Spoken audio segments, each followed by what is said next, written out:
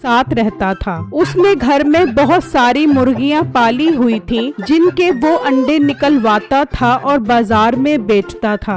उसकी मुर्गियां मोटी मोटी और सेहतमंद थीं और अंडे भी मोटे मोटे देती थीं। जब कभी उनके घर पर खाने के लिए कुछ न होता तो उसकी माँ उन्हीं अंडों का सालन बना लेती। उसी गांव में मीठे नाम का लड़का अपनी बीवी नसीबो कैंची के साथ रहता था। मीठे मेरी जान के टोटे, आज कुछ अच्छा बना के खिला दे, कसम से बहुत भूख लग रही है। ओ तू इतनी काम चोर हट हराम की हो गई है? घर की सफाइयाँ भी मैं करूँ और अब तेरे लिए खाना भी मैं बनाऊँ, तो अकल के नाखून ले तू। तो मीठे क्या हो गया, बीवी की खिदमत कर बेबेगा तो जन्नत में जगह मिले बेबेगी। तू मेरी बीवी है, माँ नहीं है जो तेरी खिदमत करके मुझे जन्नत मिलेगी। मैं बाजार से ही कुछ बना बनाया ले आता हूँ। मीठा घर से निकलता है और जैसे ही बिट्टू के घर के पास से गुजरता है तो उसकी मुर्गियां देखकर उसे ख्याल आता है, यार एक काम करता हूँ, बिट्टू से ही एक मुर्गी खरीद लेता हूँ और इसे ज़िबा करवा के घर ले जाता हूँ। मुर्गी को देखकर खुश हो जाएगी और खुशी खुशी कढ़ाई मुर्गी बनाकर मुझे खिलाएगी।